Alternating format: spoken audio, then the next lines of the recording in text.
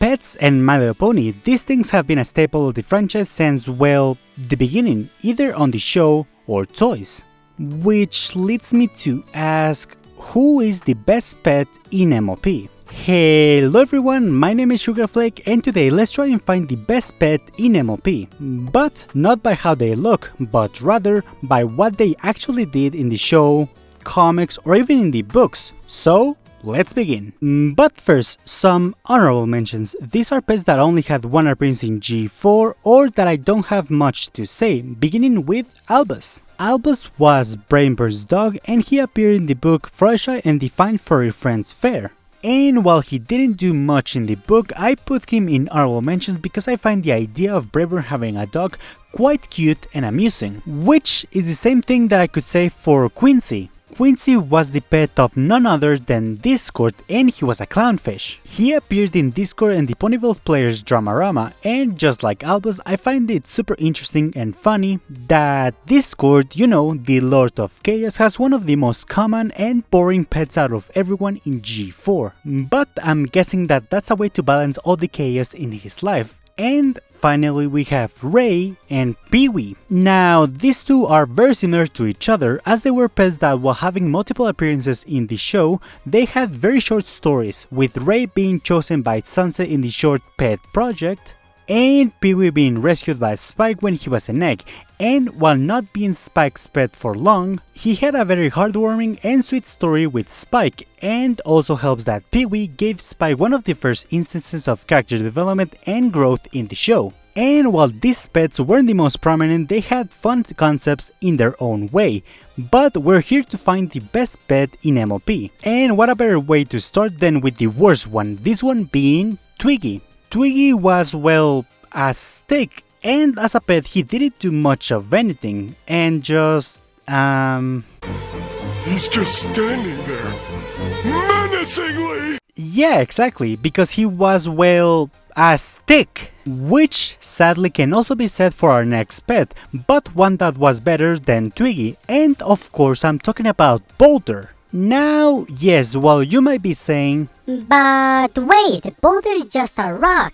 To that I say, yeah, but he's better than Twiggy, because Boulder as a pet was surprisingly useful, at least in some situations. Like in Rock Solid Friendship, where he breaks the roof of a cave so Mud and Starlight can get out, and as well as giving us some pretty unexpected and funny moments. But aside of that, Boulder was okay, but honestly, what can you expect from a rock?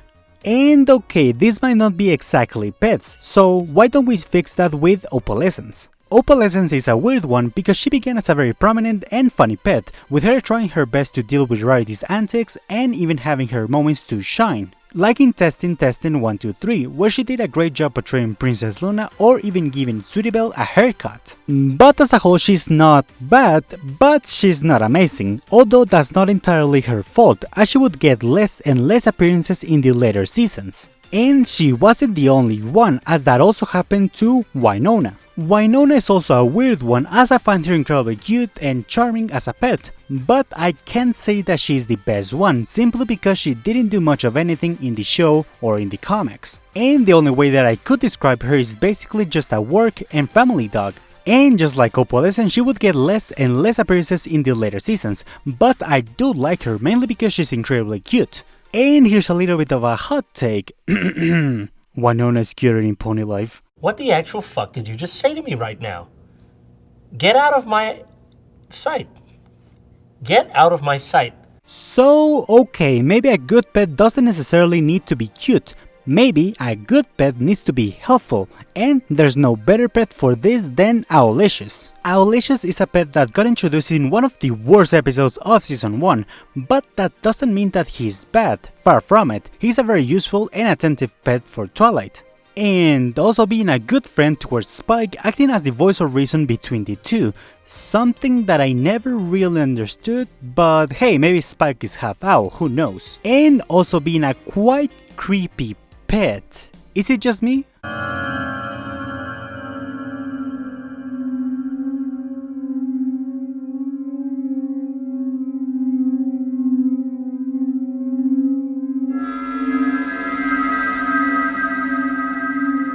But sadly, what Owlicious is most remembered for is his disappearance from the show after season 6, leaving a lot of fans wondering where he went. And to answer that, he didn't. He never left G4, he just moved to the comics, where we would see him in the background of some issues, covers, and finally we would see an older version of him in issue 71. But while Owlicious was a very helpful pet, he still isn't the best one, and I just wish that there were pets that did more than just assist. I just arrived. Is the president coming? I just arrived. Is the president coming? I just arrived. Oh yeah, Tank and Gummy. Now, these two were more than just pets, and in the case of Tank, he served to develop Remudash, as we saw her warmed up to Tank and seeing the lengths she would go to just keep Tank by her side. Yes, even if she had to sabotage a whole season to do it. And Gummy, well, aside of being a very helpful pet for Pinkie Pie, he added to Pinkie Pie's wackiness and charm, beginning with the fact that he's an alligator with no teeth. And I don't know why, but I found that incredibly charming, but strange at the same time. And how can we forget that he was a very minded and helpful pet for Pinkie Pie, as he would talk regularly with Pinkie Pie, somehow. But my theory is that Gummy has a telepathic connection with Pinkie Pie, and that's how they can communicate with each other. Either that or Pinkie's actually crazy and she talks to herself in a regular basis. But whatever the case might be, Gummy and Tank are amazing pets, and they might have some competition with Tiberius and Philomena. Now, yes, if we go only by the show, well, Philomena was a pretty forgettable and underutilized pet, and Tiberius, well, didn't exist. But if we go to the comics, these two were so used that we not only got to see their dynamic with the two sisters, but also just being overall fun pets to see on their panels. Either with Tiberius keeping Luna sane on issue 10 of the micro series, or him fighting with Philomena over cookies. And while not being as impactful as Tank and Gummy, they are a treat to see.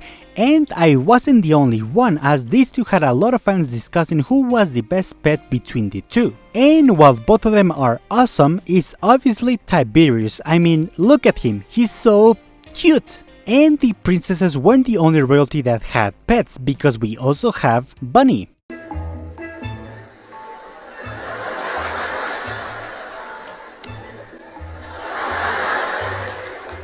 Bunny was the hilarious and cute pet of Prince Blueblood. No, not that one. Or that one. Yeah, that one. Bunny appeared in just one comic, this one being Deviations. So you might be wondering why is he so high in the list, and simply because he was hilariously funny and a massively underrated pet. Bunny in the comic was depicted to hate Blueblood, and you know what? That's valid, as this Blueblood was an insufferable prick. Yes, more than the series one, as this one controlled, neglected, and almost got poor Bunny killed. And I'm not joking, as Blueblood used Bunny as a shield against Nightmare Moon. So it's no surprise that Bunny hated him, which in and of itself could be enough to like Bunny, but that's not all, as Bunny as a pet was funny, cute, and incredibly expressive and helpful in his own way. And maybe that's what we need for the best pet in MLP, a pet that is cute, useful, and maybe even powerful. And I think I know what pet fits this description. Drumroll please.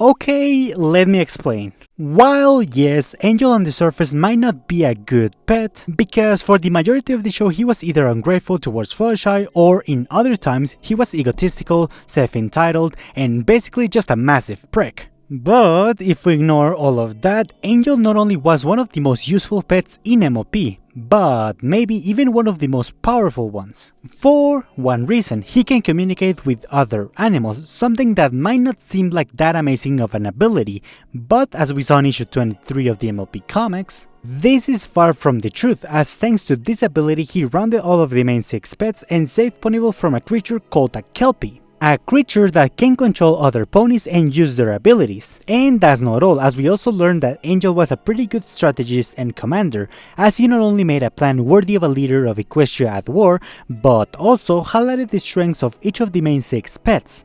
Like Winona being great at distracting, Tank and Owlish's ability and skills for flight, Opalescence's crazy destructive ability, and of course Gummy's tactical screwdriver poke.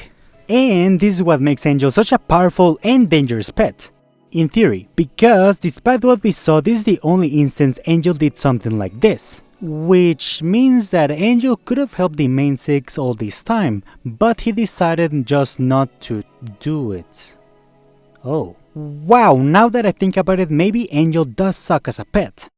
But what do you guys think? Who is the best pet in MLP and why? Leave it down in the comments, and remember to like the video if you enjoyed it and consider subscribing for more MLP videos like this one. And remember to take care guys, and I'll see you in the next video.